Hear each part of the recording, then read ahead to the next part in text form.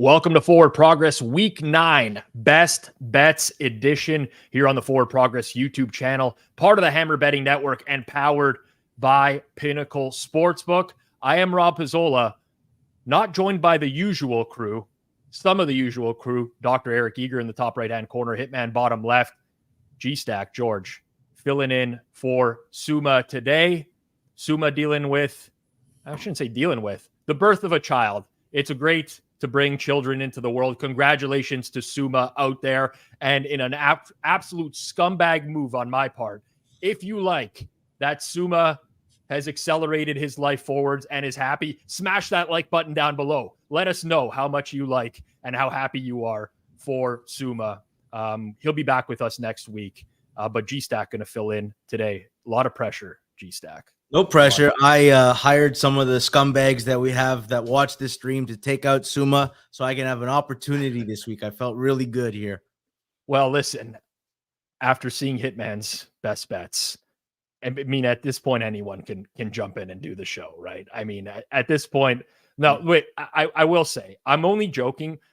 I kind of want to, I feel it's bad that we only put up the best bets, like actual records on a weekly basis, because I'm pretty sure Hitman is actually dominating with the leans, dominating leans records. We'll get Eric Eager back here in 1 second as well, as he's just working on fixing his microphone. But if we put up the leans from last week, Jason, another 2-1 week for Hitman. Eager, perfect 2-0, 3-2 here. Suma was the only guy that was negative in his leans, but Hitman, like, you're getting a bad rap, I think, for the best bets. It's not really all that. I want to say that, like, I'm having some like disaster year and it's going to turn around and positive variance will come back. But, like, believe it or not, I'm having a decent year. It's just that these best bets not panning out. So, you know what? And we know, congratulations, Suma. And we know that it's a legit excuse and that he actually had a child, everything. That's why he's not on. Because if we were going to replace anyone on the show, for George, it was going to be me that's replaced. So it's legit. Hey man, I'm Heineke. This is the one game audition. We're keeping Suma out for health, like we're doing with Ritter. No. This is the audition hit, man. You lose best bet and I win. You're out, brother. It's me next week.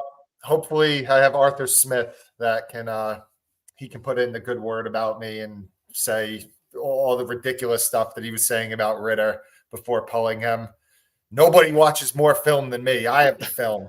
So it was too much, man. That was too much to handle. I see a lot of regulars in the chat already. You can get in on the chat over the course of the show. You just got to be subscribed here on the Forward Progress channel. And of course, for those who are new here, I'll just explain it really quickly, but we're going to cover 5 games this week. This is not the prettiest games on the board, but games that we at least have some sort of opinion on and we can talk through. There's no sense in us previewing every single game if none of us have an opinion on a game. Luckily, this week, we actually got some good games to talk about. So we're going to do that. And then at the end of the show, you will get a best bet from every single one of us. All the picks are tracked via third-party bet stamp. We can't fudge the records or anything like that. Transparency is very important to us. So that's how the show is going to work moving forwards. And we'll start it here, guys, with the Minnesota Vikings and the Atlanta Falcons. Both of these teams 4-4. Vikings on a 3-game winning streak that's kind of going, I don't want to say it's going unnoticed because there's just a lot of negative sentiment towards the team now because Kirk Cousins is out for the year with torn Achilles, the same injury that knocked out Aaron Rodgers earlier this season. They traded for Arizona Cardinals quarterback Josh Dobbs at the trade deadline, but it looks like Jaren Hall is on track to start this game, 5th-round rookie out of BYU. The Falcons, meanwhile, they dropped their game last week to the Tennessee Titans, to Will Levis. Arthur Smith, replaced Desmond Ridder with Taylor Heineke. We get news that Taylor Heineke is going to start this game. This was announced earlier today. Current market at Pinnacle, Atlanta Falcons laying 4.5 points at home. The total is 37. And since you're the newbie here, George, I'll start with you. First of all, we could talk about the quarterback change, but let's get into the market as a whole. Anything that you might have a lean on in this game.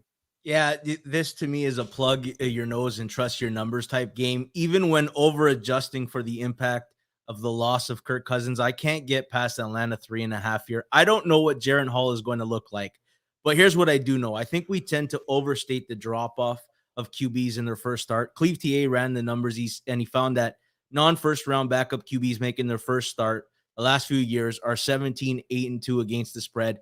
Two of my favorite angles the last few years has been backing the backup QB in his first start and fading the quarterback returning in his first start, because I find the market gets hot and bothered on both sides of that. I think what I do know is when I think of Minnesota, I think of a great O-line right up there with Philadelphia and Detroit, great tackle tandem. I think of good weapons in Hawkinson, and I think of Jordan Addison and KJ Osborne. I think of a smart play designer in Kevin O'Connell, who at least for 1 week can create a game plan that will cater to Jaren Hall's strengths before the film comes out and people realize what his glaring weaknesses are. As far as Taylor Heineke potentially lifting the Falcons, I trust Brian Flores dialing up pressure here. Heineke splits last year versus pressure and versus not. Last year had a 71.6 PFF grade and only 3% turnover-worthy throws. When pressured, he was a league worst 26.5 PFF grade, the worst quarterback, and 10.2% of his throws were turnover-worthy. That graded at the same clip as Malik Willis and Zach Wilson. So between Brian Flores and Kevin O'Connell and this number just being too big, I can't go anywhere but lean towards Minnesota here.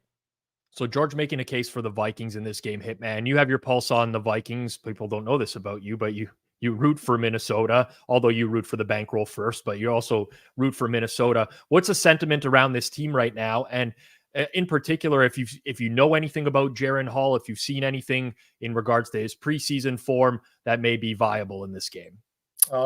One thing that I think was a little bit noteworthy is that when you listen to a lot of the beat writers, and even if you watched Kevin O'Connell's locker room speech that he gave after the win against Green Bay, it was a pretty popular sentiment that every beat writer for the Vikings was saying that they were saying, you know what, this is the quietest locker room I've ever seen after a win. And you could even tell in Kevin O'Connell's tone of voice that it was just kind of a dejected locker room that kind of knows, we're probably not going to win the Super Bowl this year now without Kirk Cousins as our quarterback. But I do agree with George that the market does tend to overreact a lot of times to when it's the first game without a starting quarterback. But one thing that I think that just makes it a lean for me on Minnesota is, and my numbers do have some value on Minnesota, but Rob, I think you mentioned this a few times. You mentioned that when you put a power rating on a game, you have a confidence level on that power rating for a specific team. And let's be honest, not many people, if let's say you have a confidence level 1 to 5 on the Chiefs, for example, is such a long sample size of a lot of their current players, you can pretty accurately have a 4 or 5 in most cases on that. But with a team with Jaren Hall starting his first game, it's hard to have an accurate number. You're kind of just making a subjective guess on what you think the Vikings are with Jaren Hall. With that said, the Falcons, they tend not to be a team that we want to back winning by margin.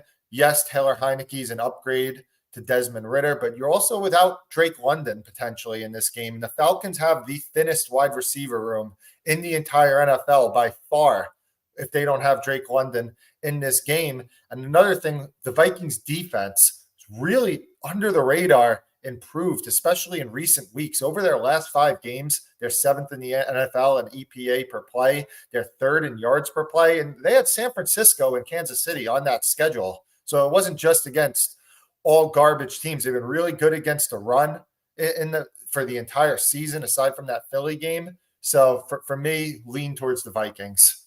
Yeah, I'm kind of with you guys on this one. It's like a Vikings or nothing type of game, and whether or not I want to pull the trigger. Obviously, the Grady Jarrett injury as well, I think is very big for the Falcons defensive line. Obviously, they had Calais Campbell there and our producer, Jason's favorite player in David Onyemata as well at nose tackle. Sorry, Jason. Apologies for that. But it's a significant downgrade. And if there's, we're talking all about the Kirk Cousins downgrade, and I get it. It's massive, but you have a team that's not really necessarily built to win by margin. I would say this would be a no-doubter for me if we got the Desmond Ridder announcement. I'm a little bit more it's more of a pause with Heineke. I think he just gives you more upside in general Minnesota plays a lot of cover 2, the second highest rate of cover 2 in the entire league. Desmond Ritter's splits against cover 2 are terrible this year, 28th success rate, 27th EPA. So they kind of get out of that matchup. But ultimately, it's just a little bit steep with Atlanta right now. So don't know necessarily that I will bet it, but all three of us, myself, Hitman, and George, have a very small lean to the Minnesota Vikings in this game. Before we get into our next game, I do want to remind everyone out there that we would never consider betting without Pinnacle being one of our sportsbook options because of their everyday competitive odds. You see the odds scrolling across the screen, right at the bottom of the screen every time we break down a game.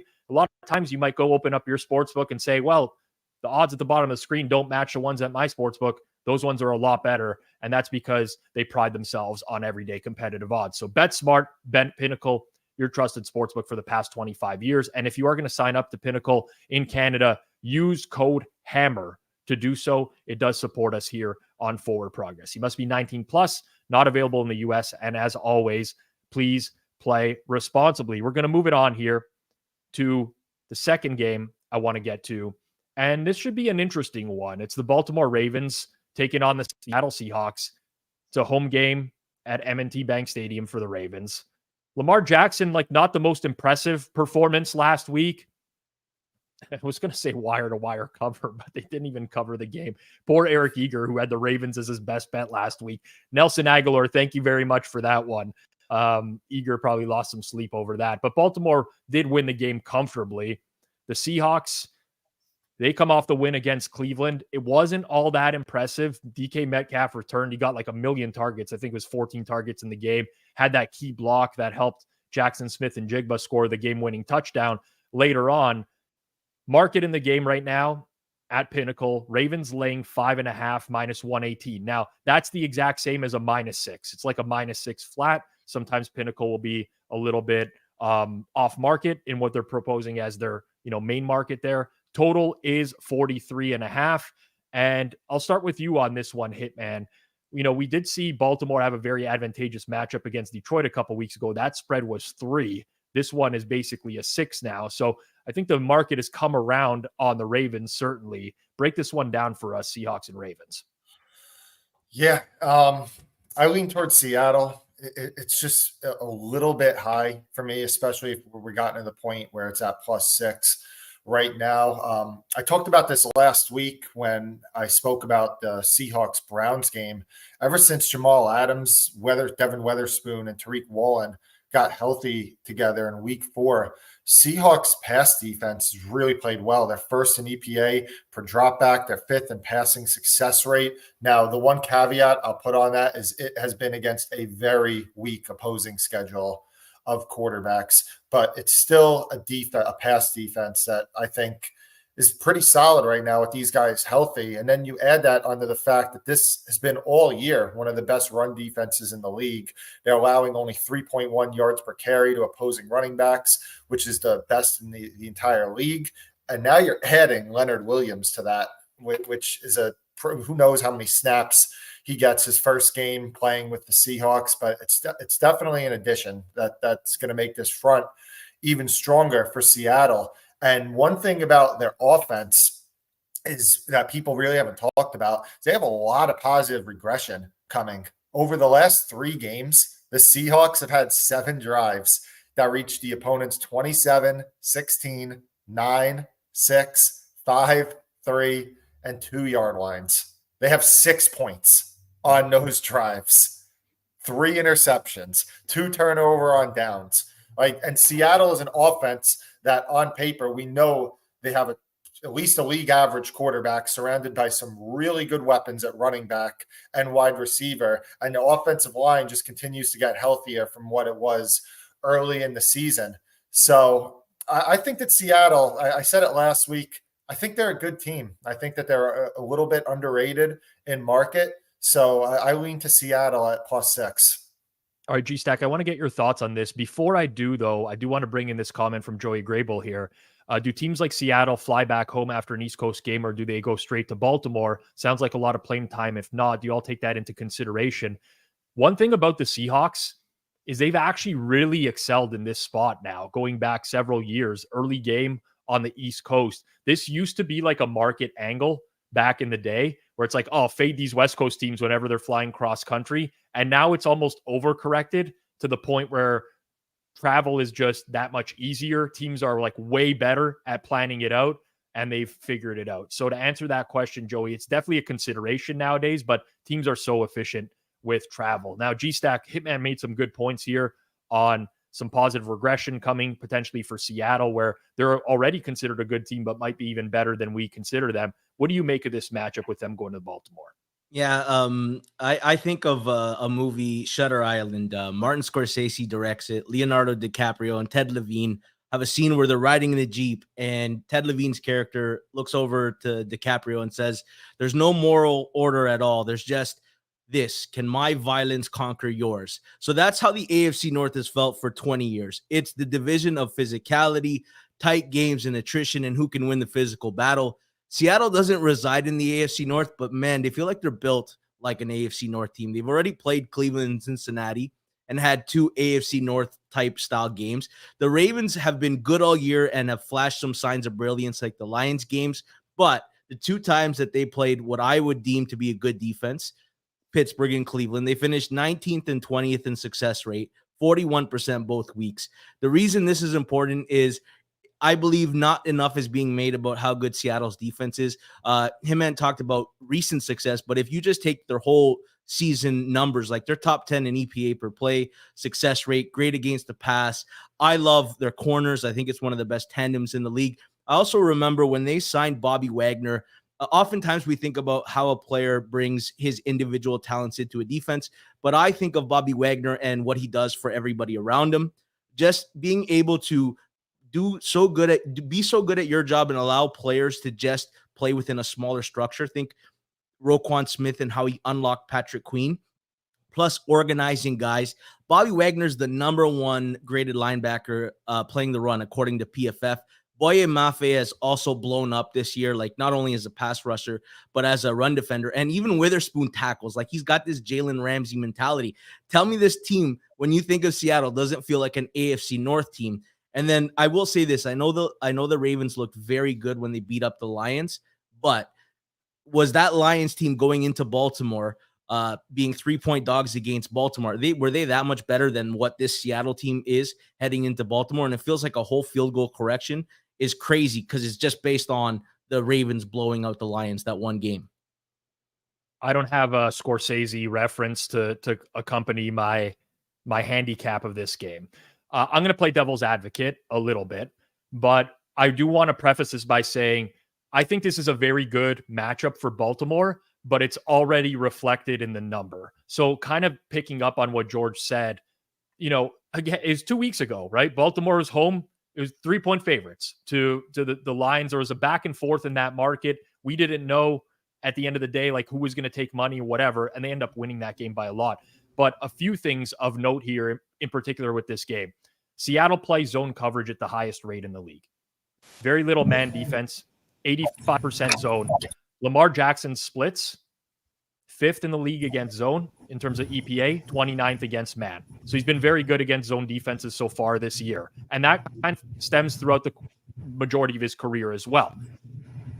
If you also look at where Lamar has struggled this season, it's when he's been blitzed. For some reason or another, it's really gotten to him. 25th in EPA as a QB when he's been blitzed. Seattle doesn't really do that a whole lot. 6th lowest blitz rate in the entire league at 22%. So from that point of view, I don't know. It might be inherently challenging with them in order to slow down this Ravens offense. Geno Smith last week, we talked about, I lost my lean on the under in that game. It was like scripted plays. It was 14-7, and then no offense could do anything for the rest of the game. Like a really unfortunate type of situation.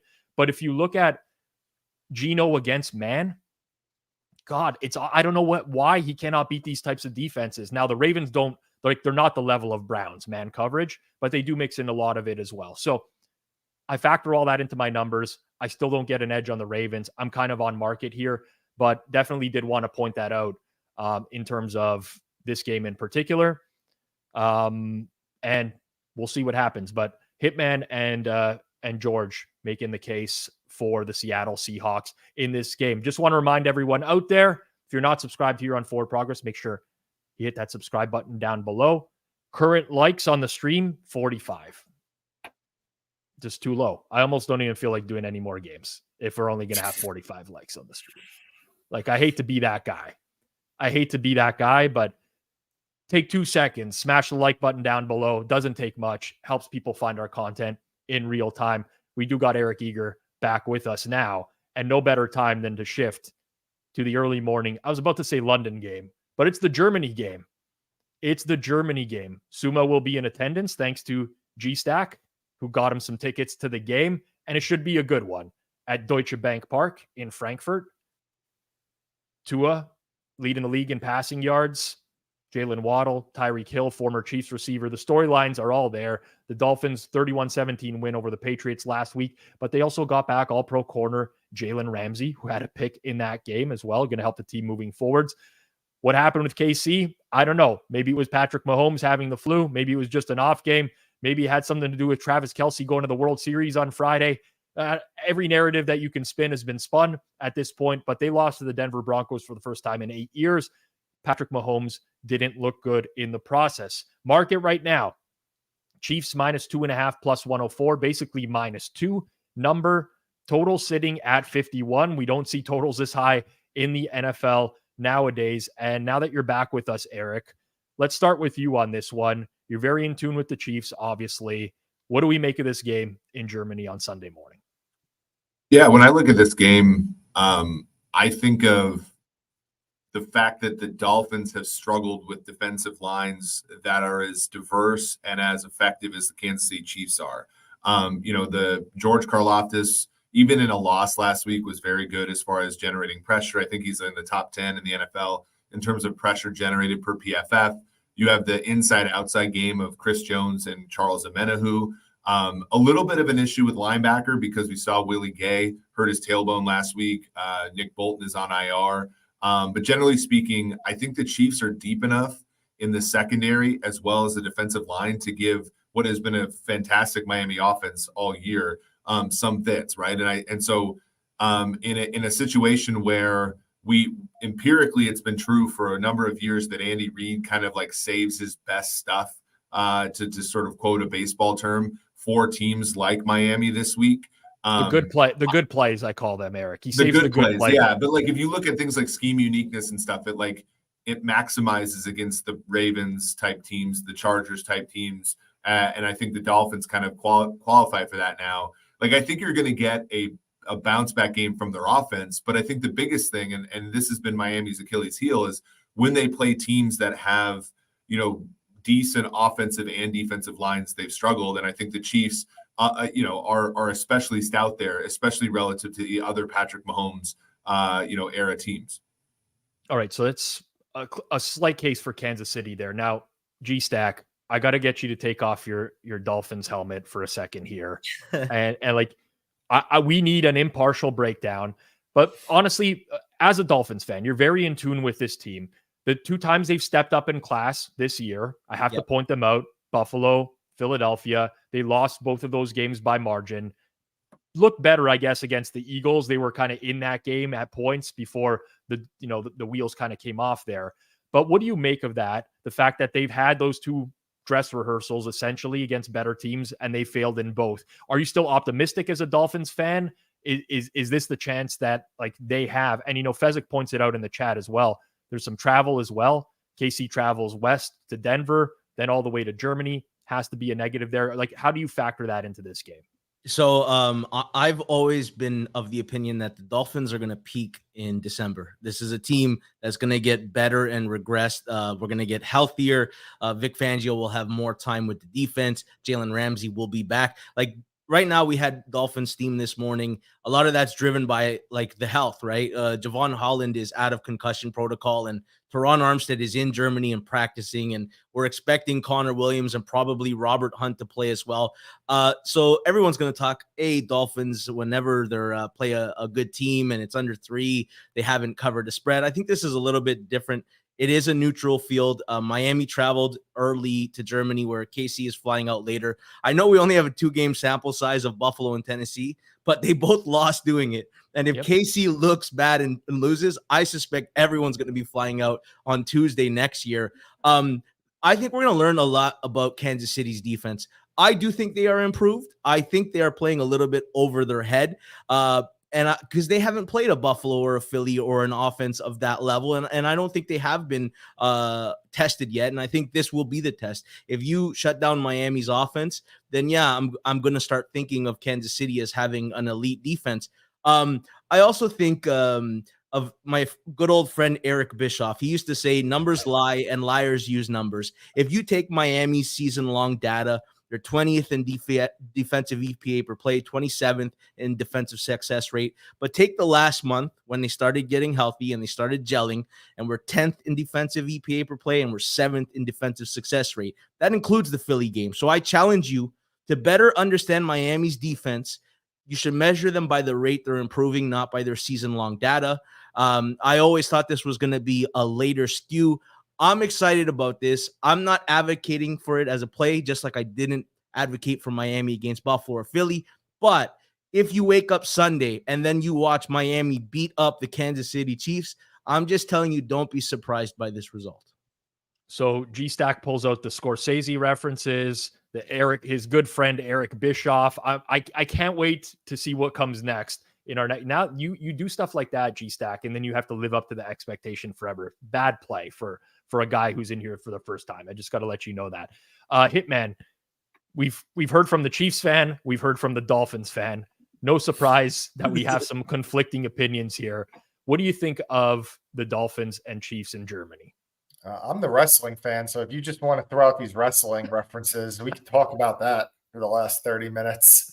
But no, in all seriousness, I think that I agree with Eric's point about the Chiefs' defensive line getting pressure on Miami in this game. And Tua, there's only one quarterback that in the entire season, when Tua's been under pressure, he has a higher completion percentage than.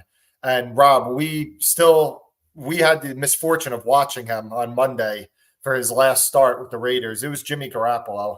So Tua has been a player this year that has been greatly impacted by if the opposing defensive lines can get pressure on him. And we got to see it a little bit in that Buffalo game and also the Philly game. So I don't think it's like, oh, Miami can't play against top tier teams and everything. But I just think that the formula to at least make this offense go from elite to just good is having a defensive line that can get pressure on Tua, which the Chiefs do have. And the Miami defense, they faced 3 teams that we say have front-end good offenses. And it would be Justin Herbert's Chargers, it would be Josh Allen's Bills, and it would be Jalen Hurts' Eagles. Dolphins allowed 9.3 yards per attempt in those games. They allowed 34, 48, and 31 points. Yes, they are getting Xavier Howard and Jalen Ramsey together for the first time this season, but it still has been a defense that I don't know if there's been a bigger underachieving unit this entire year than what my preseason expectation was going to be with the talent they had with Vic Fangio coordinating this defense. And I just think that with the money that came in on Miami today, we're getting to the point like at 1.5 is most of the market. We're getting to the point where we're saying like these teams are pretty much equal. And I don't know if I'm ready to concede that right now with Kansas City and Miami. Yeah, I totally hear you on that one. And listen, we could talk about the travel for KC, the flu bug, and I'm not dismissing this stuff like it doesn't matter, but I think a lot of us are just generally guessing at what this stuff is worth. And I hate to do this, but I'm going to do it anyways, because sometimes you just get Patrick Mahomes to essentially win a game, and you got to ask yourself, do I like that bet? And God, I like that bet. Like, I just like the opportunity to bet Mahomes to essentially, like Hitman said, market at 2, 1.5. Mahomes to win. Coming off of a loss, Like, this is narrative Rob getting into it here. Totally, 100%. But there's a reason, like, his ATS record and straight up record is so good in these spots where he's favored by like a field goal or less or none, because all he's got to do is win, and he's the best quarterback by a mile. So he also, like, the funny thing is we always talk about, there was the tweet the other day, it was like Patrick Mahomes off a loss, and like it's always the record doesn't strike me as all that impressive. It's the denominator. There's like, he's lost 15 games in like 5 years. So it's just like, what are we doing here? And I know Tua's played really well, and Mike McDaniel's fantastic, but it's like, this is still the best coach quarterback combination in all of football by a country mile, and you're getting him at a pick 'em basically. It kind of reminds me, like, every year when a lot of sharp guys would do the season win total markets on New England, they'd be like, oh, their number's so high, it's so much high, you got to play the top team under here. And there we go. And the Brady sharp and guys, quotation marks. I didn't know that was a personal shot. I swear, but it kind of feels that way. Andy Reid, Patrick Mahomes. I mean, you have probably a quarterback that's going to go down top 5 at least, and a coach that could go down in the top 5 as well as a combination. It kind of feels that way with the Chiefs. Everybody's saying every year, oh, bet them under. Their season win total so high, and it's just all they freaking do is win games. Yeah, I've experienced this with Brady already. You know, I've talked about this openly before, but if I never bet on any games involving Tom Brady in my life, I probably could have retired by now. I lost so much money betting against those Patriots teams, and just like, oh, like they're overrated. You know, market's overrating them. But like at some point, it's just like, what am I missing here? Because they just win all the time. Like, it doesn't matter. And I'm not suggesting people, like, we have to think probabilistically. I'm not suggesting like this is Kansas City's a lot. I hate using the word lock or anything like that. But I'm suggesting that I find it extremely appealing to bet Patrick Mahomes in a short spread where essentially all he has to do is win the game. I just don't think there's going to be that many opportunities to do that over the course of his career. And this is one of them. George, I'll move on now. I'm sorry, man. I'm going to say, Jason, can you just clip this whole section here? Like, you know, we throw out gaudy numbers, and Mahomes has gaudy numbers and everything. I remember entering last week, he was undefeated on the road against divisional opponents. And sometimes records are made to be broken. And I look forward to seeing the result of this game. I'm looking forward to watching. Honestly, I'm glad I can wake up in the morning and do my football prep, and there's actually going to be a great game on TV. So hopefully everyone does enjoy it. We got 2 more games left to cover, and then best bets. We're skipping over to Houston, where the Texans are hosting the Tampa Bay Buccaneers. Both teams looking to rebound off of losses. The Bucs on a 3-game losing streak. They've had extra time to prep for this game. They lost to the Bills last week on Thursday Night Football. Baker Mayfield threw 2 touchdowns. Wasn't enough. They lost 24-18. CJ Stroud and the Texans, they lost coming out of the bye week in the number 1 versus number 2 overall pick to Bryce Young. 15-13. It was ugly stat line for Stroud. He went 16-24 for 140 yards total. Current market in this game is the Texans laying 2.5 at home, 2.5 minus 116. So that's closer to moving to 3. It's like a 2.75 range. The total in the game is 40.5. And George, I'll start with you here. Texans seem to catch money like almost every week. We haven't seen that early money just yet, but it's happened a lot this year. Break down this one for us. Houston, Tampa Bay, who you like and why?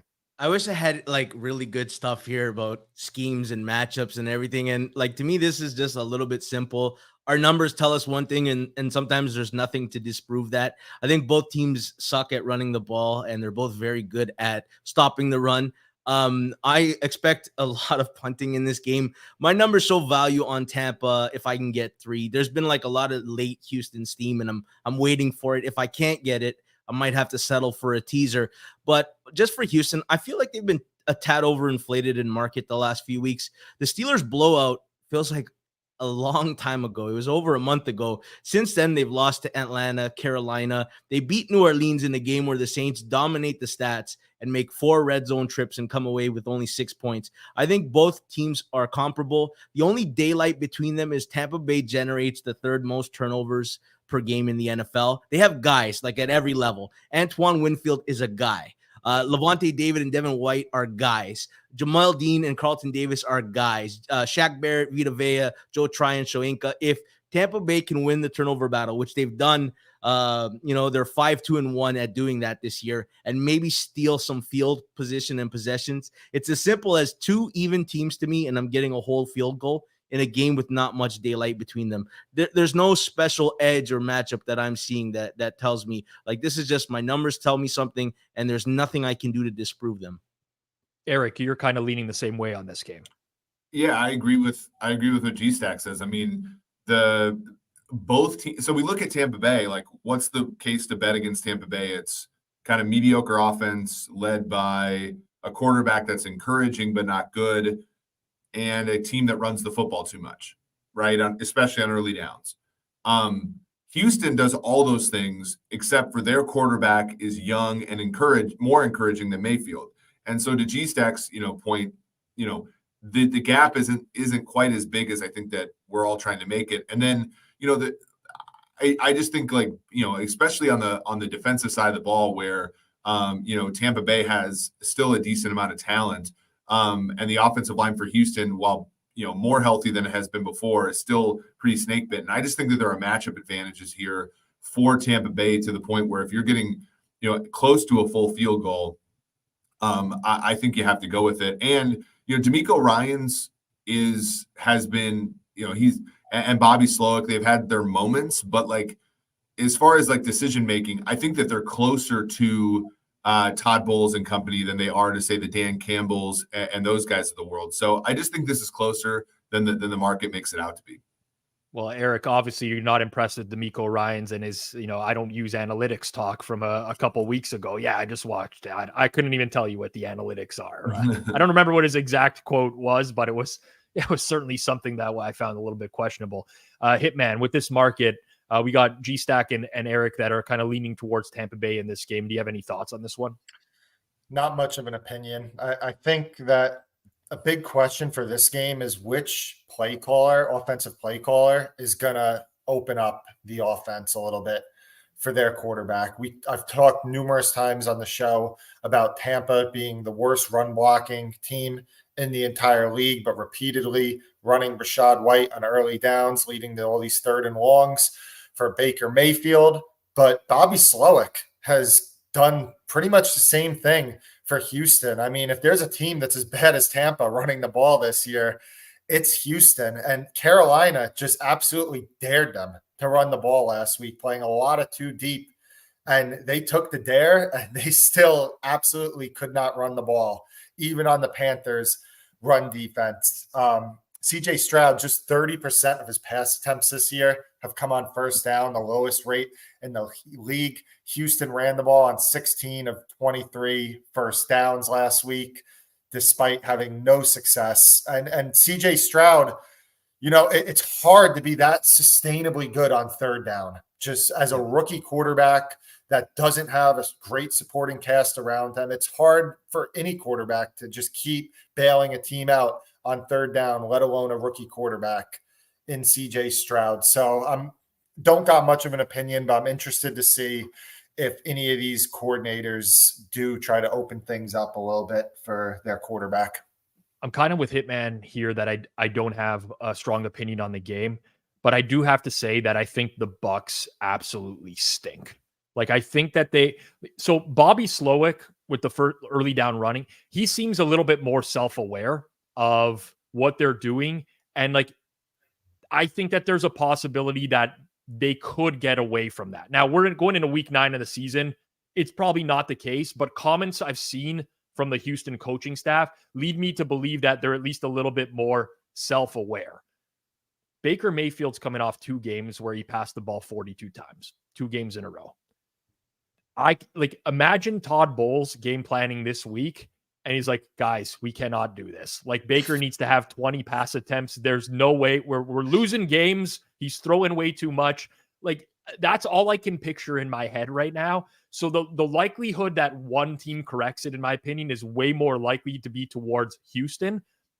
I don't want to bet this game, but I almost want to bet some Houston alternate spreads, because I feel like there's a scenario where they come out with an actual decent game plan and Tampa just comes out and sticks to whatever the hell they've been doing forever now, even when they had Tom Brady as quarterback for some reason or another. That's my thoughts on the game. I probably will bet some Houston alternate spreads. I probably will. And on top of that, just the last thing I'll add, Tampa has not been able to pressure this year without blitzing. They're blitzing at a pretty high rate relative to the rest of the league. I think they're in like the 37% range or so. I think it's a top 5 blitz rate team. CJ Stroud has demolished the blitz this year. It's been very, very good. His receivers can win one-on-one. He throws downfield when getting blitzed. I think there's a lot of things working in his favor in particular for this game. But yeah, tough one. Nothing will surprise me in the NFL. Final game we're going to talk about this week before our best bets. It's a banger on Sunday Night Football. Probably a pretty emotional game. This is the Bills' first visit back to Cincinnati since Damar Hamlin went into cardiac arrest on the field last year. Very scary situation. We all remember it really well. So a lot of emotion going on there. Buffalo Bills get back on track last week. It was like, they played well, but it was kind of like an unconvincing win against the Tampa Bay Buccaneers at home on Thursday Night Football. Cincinnati, on the other hand, an extremely convincing win. And now that's 3 straight victories for the Bengals. They could possibly get back into the division title picture as well. They just looked incredible offensively last week against San Francisco. Now, this is an interesting handicap because the market, as it stands right now at Pinnacle, is Bengals minus 2.5. The total's 48.5. In particular, with the side of this game, Eric, look ahead numbers were very different. Buffalo favored in a lot of spots.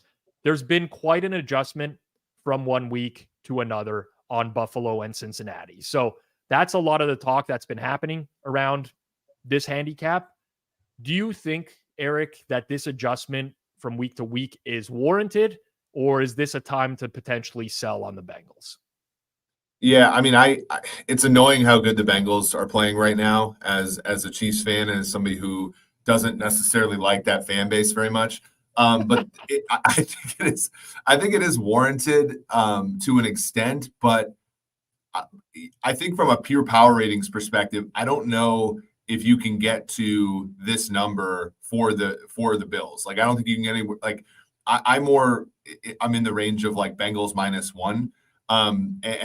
And that's in large part because, and that's with me making like significant adjustments for what the Bengals have done the last few weeks, as well as maintaining a decent weight on my prior for the Bengals, knowing that this has been the way that they've been for 2-3 years now. I think Buffalo, look, Josh Allen is leading the league in total EPA per dropback. He should be getting bets for MVP right now at the prices that he's at. I think defensively, they bring in Rasul Douglas as kind of a perfect corner for their scheme. Von Miller's ramping up a little bit. I just think that this number's off. And I think that because, in some ways, and the Bengals have been so good against the spread in the second half of season the last 2 years. Like, I think that there is an adjustment that's being made, possibly rationally, to try to protect themselves against this. But I think it's swung a little bit too far. We typically talk a lot of sides on this, but this is a game where there's been some total interest. We saw the number move up a little bit earlier in the week. I see Patrick in the chat. I'm not sure how this total doesn't fly over. Hitman, we talked about this when we were doing the Monday Night Football stream as well, like a little bit. And you were someone that was really advocating for the over in this game. Yeah, Patrick, if you're not sure how this total doesn't fly over, ask yourself if you want to back me on a best bet later. That might be the way that it doesn't fly over. If you need a little hint on what I'm going to end up taking on this show. But I think that the over still has value at 48.5, 47.5 on the opener was that was super low. But I think that this total should probably be closer to 50, to be honest. I know that scoring was a lot higher last year in the NFL, but these totals closed 51 on Monday Night Football last year, and it closed 48.5 when they played in really bad weather in the playoff game. And remember, like, when these teams matched up, like before the Damar Hamlin incident happened, Like both the offenses were tearing up the opposing defenses early in that game. So Buffalo, they're 29th in EPA per play on defense since they had the major injuries occur in week 5. The Bengals defense has not been the same as it's been in previous years, despite Peter Schrager on Good Morning Football saying that they were arguably the best defense in the NFL. Disagree with that strongly. But and then the offenses for these two teams, Josh Allen has been running more. It's been a point of emphasis to get him running more. This offense just opens up a new dimension when he's running the ball. They did it against Tampa. They're running more no huddle than they have in previous weeks. Joe Burrow looks absolutely back. They lead the league in pass rate over expectation the last 5 weeks. I think it's just similar offenses to last year and way worse defenses than what these teams have previously had. G-Stack, this was something that you might have been looking at as well. Yeah, unless you live in Australia, today is November 1st, which means in exactly 2 months, it's the most optimistic day of the year for everybody. New Year's Day, people make resolutions. They say, new year, new me. Well, I'm going to do that for Cincinnati. I am tossing all the data out previous to last week offensively, just because it's not relevant anymore. Joe Burrow was running around, avoiding pressure. I'm also going to toss away Buffalo, or not toss away, but I'm going to heavily factor in Buffalo's data since losing Matt Milano. Since he, for Buffalo, they're 26th in defensive EPA per play and 29th in defensive success rate since they've lost him. I know they traded for Rasul Douglas. I'm not sure how quickly he gets integrated into the game, since he also has a terrible defense, 25th in defensive success rate. They also give up 5 yards per carry. Like, people move the ball on them. Even like outside of Brock Purdy's interceptions last week, he moved the ball very well against them. I can't confidently say which defense will make a stop. Although with Josh Allen, he creates a little bit more volatility. No QB is responsible for more turnovers the past 3 years than him. I don't care what anybody says. He is Brett Favre reincarnated. Even against the Giants a few weeks ago, he throws a ball that ends up being a touchdown. And while it's in the air, I'm like, oh no, oh no, oh no. And when it gets completed, I'm like, you are something else, man. He's reckless. He throws it in windows that he shouldn't. So that reckless play style might create some volatility and maybe some turnovers. All that being said, I can only lean towards the over just because I love both offenses. Don't trust either defense. And this game could very much look like the Miami-Buffalo game from week 3 when the first 5 drives of the game were touchdowns and Josh and Tua had 1 incompletion during those 5 drives. That we could see a bit of a track meet game in this game. Josh Allen loves his YOLO balls. For sure he does. George going to be dumpster diving looking for his priors if Burrow stinks it up this week. Honestly, Scott said chow priors. I can't even tell you how many times I've done this. And normally it's a mistake, honestly. Like I do this a lot of times early in the year where I'm like, no, there's no way that this prior is right on this team. I honestly did it after week 1. I literally did it after week 1 where I'm like, I think the Seahawks might actually stink. Like they might be terrible. They looked horrendous. I'm like, I don't know if this prior is going to be right or not. This is a situation where honestly, I gotta get like the priors they don't really matter. Like nothing Joe Burrow did earlier in the year matters to me. It doesn't. They're calling designed running plays for him against San Francisco last week. He's scrambling on 3rd and long. He looks amazing. Like I know you don't want to buy a team like when they're at the top of market. I don't even know that the Bengals are there yet. Like it's just one game. They could blow. You go back to last year's games against Buffalo. They're moving the ball up and down the field like the Buffalo defense doesn't even exist. And the Buffalo defense now doesn't exist. So I'm like very strong lean to over, very, very strong lean to Bengals, maybe Bengals team total over, something like that.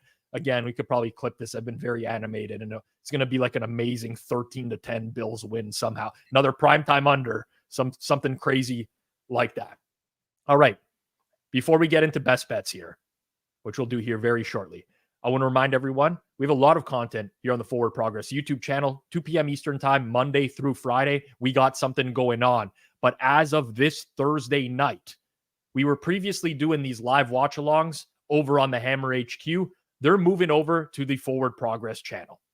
For Thursday Night Football this week, Tennessee and Pittsburgh. will be here for Monday Night Football, Chargers, and Jets. Here is where you are going to find the watch-alongs going forward. If you've never watched one, I'd highly encourage you to stop in live during a game. These three fellows that are on the screen with me right now often make appearances, as do Jeff Feinberg, Suma, guests outside of the Hammer Betting Network, including Drew Dinsick and Andy Molitor.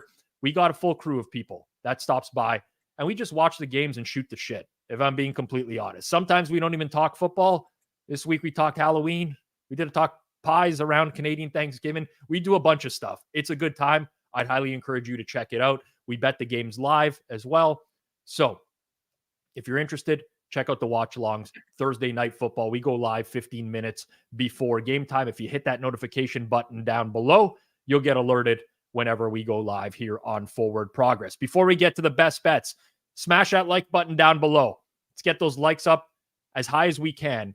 And it's fresh blood here on Forward Progress. Best Bets Show.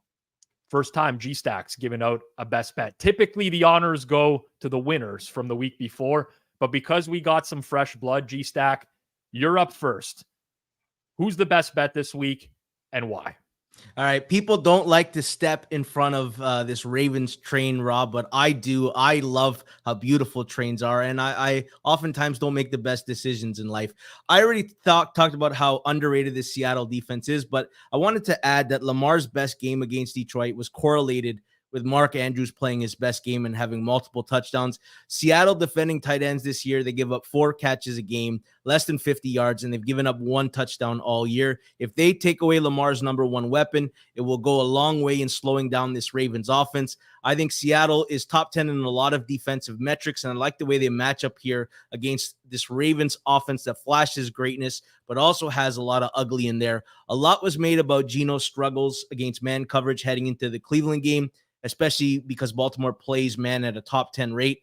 Outside of the 2 interceptions, though, I thought Geno was pretty good. He was 19th in EPA per play and success rate. Not good, but not bad. I'm not expecting much of the way of scoring in this game, and my handicap isn't predicated on Seattle needing a lot of points to cover. Baltimore is middle at the pack at creating turnovers, and if Seattle can avoid more than 1, then they probably have a chance to win this game, or at the very least, it'll come down to a close finish.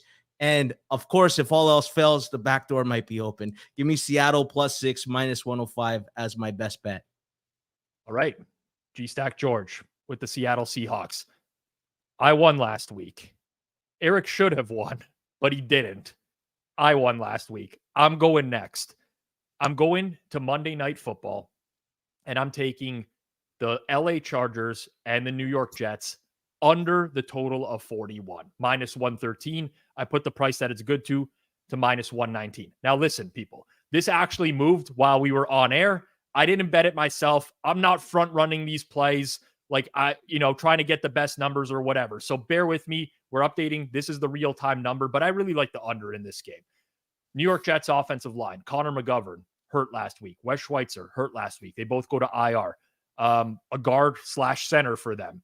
Joe Tipman dealing with an injury. He would be replacing either of those guys. It's disastrous for the O-line. Worse than it's been in a long time for them. Look at other teams when they've had cluster O-line injuries. Seen the Giants this year. Disastrous. Now, in terms of pace of play, Zach Wilson, no huddle, just 4% of plays this year. They don't run fast with him. They run the ball. They know what his limitations are. Look at last week's game against the Giants. It was a slog for them on offense. He faces pressure on 43% of his dropbacks because he holds the ball for a long time, doesn't know where to throw it, and he's very conscious of making mistakes nowadays. The Jets games this year, they've only exceeded 43 points 1 time this season. That was at Denver, and that's because the Denver defense had like a million injuries. Their defense on the other side of things, like solid. They held Buffalo to 16 points at home. They held KC to 23, which is a very low output for the Chiefs, obviously. Eagles to 14. Chargers don't play with pace. Justin Herbert, no huddle, 6.8% of the time. Most of that's inside 2 minutes of each half. They lost Mike Williams. They don't have the downfield threat. The new game plan is exactly what we saw last week on Sunday Night Football against the Bears, where they are content to run the ball, take their 4 or 5 yard passes down the field. I think this number is too high. We don't know about weather yet, but it's a Jets home game in November. Probably not going to be good either. That's another factor as well. So New York Jets, LA Chargers, under 41, -113.